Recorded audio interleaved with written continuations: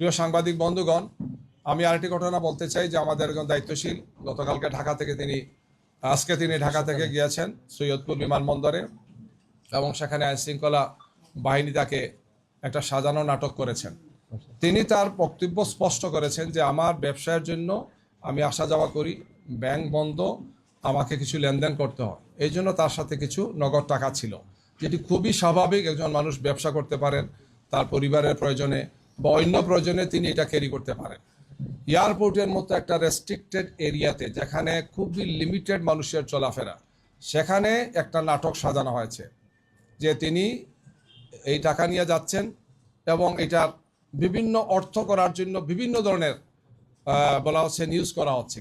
ইতিমধ্যে তিনি একজন বয়স্ক লোক, একজন দায়িত্বশীল ব্যক্তি আমাদের, তিনি অসুস্থ হয়ে পড়েছেন মেন্টালি এই টর্চারের কারণে। তিনি এই মুহূর্তে হাসপাতালে আছেন, রংপুর হাসপাতালে তাকে নেওয়া হচ্ছে। আমরা খুবই দৃঢ়তার সাথে বলতে চাই, বাংলাদেশ জামাত ইসলামী তার নীতি নির্ধারণ, তার কর্মপন্থা, তার কর্মসূচি এবং তার সাংগঠনিক কার্যক্রম পরিচালনা সবসময় স্বচ্ছতা এবং জবাবদিহিতার সাথে আমরা ভূমিকা পালন করে থাকি। জামাত ইসলামীর নেতৃবৃন্দকে, জামাত ইসলামীকে বিতর্কিত করার জন্য এই ধরনের অপপ্রয়াস অতীতে হয়েছে। গত 28 তারিখ আমিরে জামাত যখন কুষ্টিয়া থেকে সফর আরম্ভ করেন, আপনারা খেয়াল করেছেন, তখন মেহেরপুর জেলা আমিরের গাড়িতে অস্ত্র পাওয়া গিয়েছে এই মর্মে একটা নিউজ দেওয়া হলো। পরে দেখা গেল 1 ঘন্টার মাথায় সেটা হচ্ছে বাঁশ ছিল, লাঠি ছিল অথবা এই ধরনের ছিল যেগুলা কাজের জন্য নেওয়া হচ্ছে, অর্থাৎ সেখানে স্টেজের কাজের জন্য নেওয়া হচ্ছে, শাবল নেওয়া হচ্ছে, কুদাল নেওয়া হচ্ছে। 1 ঘন্টার মধ্যে পরবর্তীতে তার গাড়ি দেখা গেল তিনিও গাড়িতে নেই, তার নির্বাচনী কাজে ব্যবহৃত গাড়িতে এই জিনিসগুলো ছিল, কিন্তু বলা হলো যে অস্ত্র তিনি বহন করছেন। এই ধরনের উদ্দেশ্য প্রণোদিতভাবে কিছু নিউজ তৈরি করে কিছু লোক আইনশৃঙ্খলা বাহিনীর একটা অংশের যোগসাজশে আমাদের ভাবমর্যাদাকে নষ্ট করার জন্য চেষ্টা করা হচ্ছে। অথচ 1 ঘন্টার মধ্যে তাকে ছেড়ে দেওয়া হচ্ছে, তাকে বলতে তার গাড়িতে যারা ছিলেন এবং বলা হচ্ছে যেগুলো কিছুই ছিল না, এবং সেটাই আসলে বাস্তব ছিল। তো এইভাবে আমাদের সে মনে হচ্ছে যে একদল লোক রাজনৈতিকভাবে জামাত ইসলামীকে মোকাবেলা করতে ব্যর্থ হয়। জনতার এই যে বিপুল প্রত্যাশা, বিপুল যে আলহামদুলিল্লাহ আগ্রহ আমাদের দিকে, এই জন্য একের পর এক এই সমস্ত ঘটনাগুলো তারা ঘটাচ্ছেন। গিয়ে নারী কর্মীরা আমাদের কাজ করতে গিয়ে বাধার সম্মুখীন হচ্ছেন, ফিজিক্যালি তাদেরকে ইনসাল্ট করা হচ্ছে, কাজ করতে দেওয়া হচ্ছে না, উল্টো আমাদের উপর নারীদের ব্যাপার বিভিন্ন কথা ছড়ানো হচ্ছে। এবং এই ধরনের সাজানো ঘটনাগুলো অত্যন্ত স্পষ্ট হয়ে যাচ্ছে। একটা ঘটনা ঘটে, এক জায়গা থেকে তারা প্রেস ব্রিফিং করেন, তারপরে গিয়ে তারা আবার নির্বাচন কমিশনে হাজির হন, এগুলো নিয়ে তারা অভিযোগ করেন। মানে এটা রিলেটেড, একটার সাথে একটা রিলেটেড, অর্থাৎ এই ধরনের একটা ঘটনা সাজানো হবে, তাৎক্ষণিকভাবে সেটা ব্রিফিং হবে, তারপর সেটা ইসিতে যাবেন অথবা একটা কর্মসূচি দেবেন। অর্থাৎ জামাত ইসলামীকে এবং আমাদের সাথে যে 11 দলীয় যে নির্বাচনী ঐক্য আছেন তাদের সামগ্রিক অবস্থানকে প্রশ্নবিদ্ধ করার জন্য নির্বাচনকে সামনে রেখে একটি দল এই কাজগুলো করছেন। আমরা মনে করি যে এটা সুস্থ রাজনীতি নয়, এটা সুস্থ রাজনৈতিক চর্চা নয়। আমাদেরকে ফ্যাসিবাদ মুক্ত একটি বাংলাদেশে নতুন আমরা বাংলাদেশ করতে চাই। এই নির্বাচনটা খুবই গুরুত্বপূর্ণ। জনগণ যাতে সুন্দর, সুষ্ঠুভাবে, শান্তিপূর্ণভাবে নির্বাচনে অংশগ্রহণ করে, উৎসবমুখর পরিবেশে অংশগ্রহণ করে। আমরা আহ্বান জানাবো যে দেশবাসী তাদের সবাইকে নিয়ে, আত্মীয় স্বজন সবাইকে নিয়ে যাতে, এবং কি তাদের সন্তানদেরকে নিয়েও যাতে এখানে যান। যেহেতু দীর্ঘ একটি সময় চলে গেছে, প্রায় 1.5 যুগ আমরা কোনো সুষ্ঠু নির্বাচন দেখিনি, সুতরাং আমাদের সন্তানদেরও এটা প্রত্যাশা আছে এই ধরনের একটি সুন্দর নির্বাচন দেখার। কে বা কারা এই সমস্ত কাজগুলো ঘটিয়ে নির্বাচনের পরিবেশকে বানচাল করার জন্য একটা অপপ্রয়াস চালাচ্ছেন। আমরা দেশবাসীকে আহ্বান করতে চাই যে আমরা অতীতেও স্বৈরাচার এবং ফেসিবাদের বিরুদ্ধে আমরা ঐক্যবদ্ধ ছিলাম। সামনে যদি কেউ এই ধরনের ফেসিবাদী আচরণ করে, বিভিন্ন ধরনের নাটক সাজিয়ে যদি নির্বাচনকে বানচাল করার চেষ্টা করা হয়, তাহলে জনগণ এটাকে ছাড় দেবে না। আমরা জনগণকে সাথে নিয়ে এটাকে মোকাবেলা করব। বাংলাদেশ জামাত ইসলামী আমরা জনগণের সাথে আছি, জনগণকে সাথে নিয়ে আমরা আগেও আমাদের দায়িত্ব পালন করেছি। আগামীতেও নতুন বাংলাদেশ গড়ার ক্ষেত্রে আমরা যুবক, তরুণ এবং বাংলাদেশের সর্বস্তরের মানুষকে নিয়ে আমাদের লক্ষ্যে আমরা এগিয়ে যাব, আমরা সেই প্রত্যাশা করছি। আপনাদেরকে ধন্যবাদ।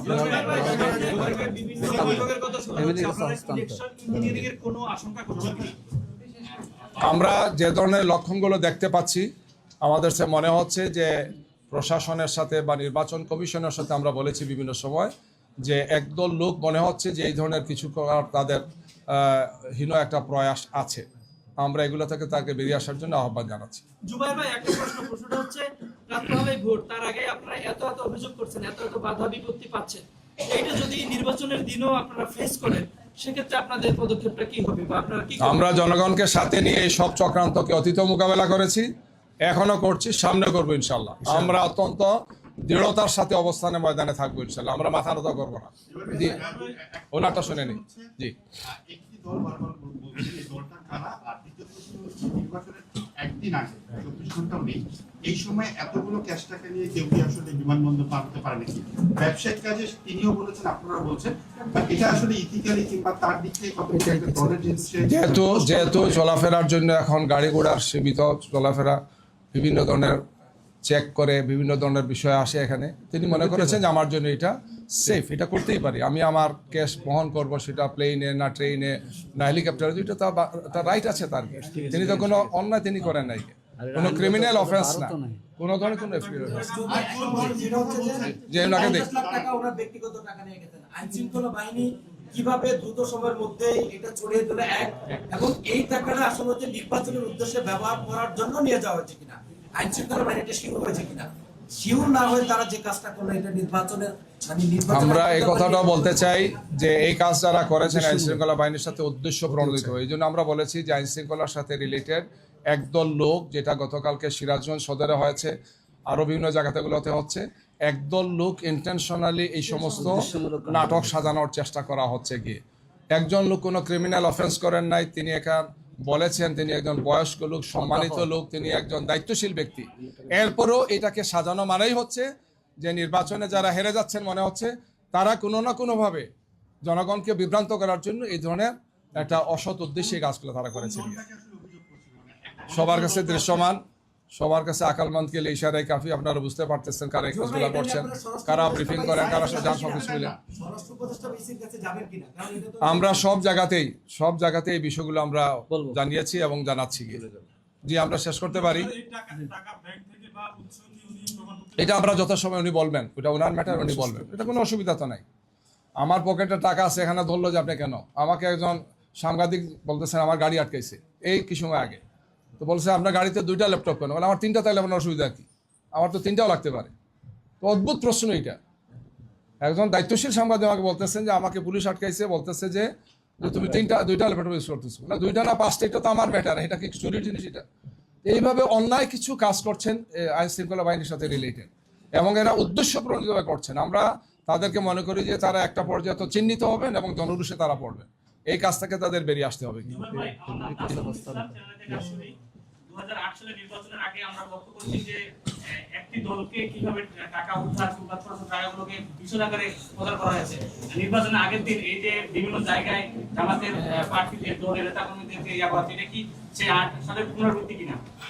আমরা আশঙ্কা করছি যে এই ধরনের মিডিয়া ট্রায়াল বা এই ধরনের প্রশাসনিক কিছু কাজ করে আমাদের মর্যাদাকে, আমাদের সম্মানকে এবং জনগণকে বিভ্রান্ত করার একটা অপপ্রয়াস অতীত করেছেন। তখন করেছিল ফেসিবাদের দোসররা, ফেসিবাদ এবং তার দোসররা। এখন নতুন ফেসিবাদ যাতে এই কাজগুলো না করে, যারা করবেন তারা ফেসিবাদের দোষর হিসেবে চিহ্নিত হবে। আমরা জনগণের কাছে আমাদের সবগুলো বিষয়কে স্পষ্ট রাখি। জনগণ এটাকে রুখে দেবে। এই ধরনের কোনো যদি চেষ্টা কেউ করেন, 8-এর মতো হোক আর 14-এর মতো হোক আর 18-এর মতো হোক আর 24-এর মতো হোক, বাংলাদেশ ওখানে আর এই অবস্থায় নাই। 24-এর বাংলাদেশ, 24-এর 5 আগস্টের বাংলাদেশ কমপ্লিটলি চেঞ্জ হয়ে গেছে। সুতরাং এখানে এই ধরনের কোনো যদি অপচেষ্টা কেউ করেন, তাদের জন্য জনগণ প্রস্তুত আছেন, প্রস্তুত থাকবেন। সবাইকে জি ধন্যবাদ।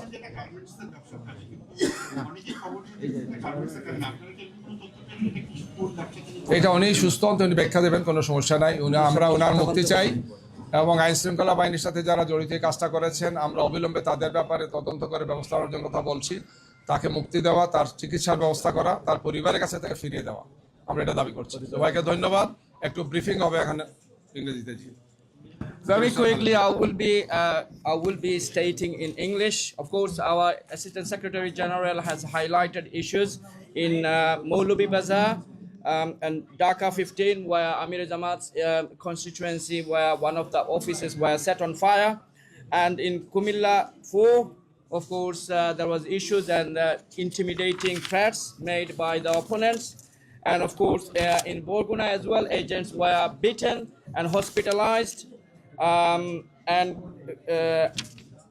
And also Kumilla 8, our agents and the associated supporters were beaten and hospitalized as well. In respect of the money recovered at Syedpur Airport, first thing I would like to ask on behalf of Jamaat, to ask yourself a common sense question. A common sense question is, if someone has money with suspicious activity or illegal money, would that person or would you take it through the sophisticated security process? You wouldn't. That is the answer. And how? Second question is that if without any investigation, how can the journalists or the authority come out with a proposal or with a outcome that this is related with election? The Jamaat's position is that this is not related with election at all whatsoever. There has not been any investigation. There has not been any result of the investigation yet. Third question to you: how come the law enforcement agency people let the journalist interview the person without investigation, without completing the investigation? So please take the common sense approach. This is a ill-motivated propaganda against Jamaat. We urge the people of Bangladesh and we urge the journalists and the people from all stakeholders we strongly condemn this, and we want tomorrow morning, we want the people of Bangladesh to come out in their millions with festive mood to cast their vote and prevent all the conspiracies against the people of Bangladesh. Assalamu alaikum.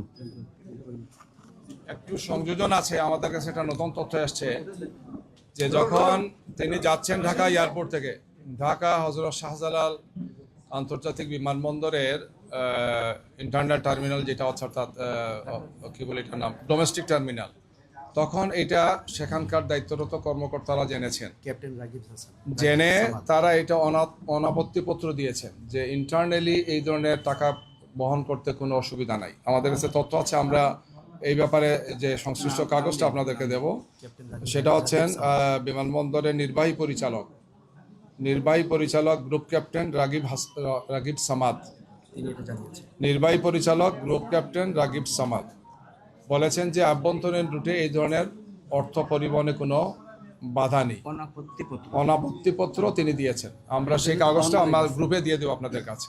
সুতরাং এটা বোঝাই যাচ্ছে যে এটা একটা পরিকল্পিতভাবে একটা ইল motivated এবং জামাত ইসলামীকে তার নেতৃবৃন্দকে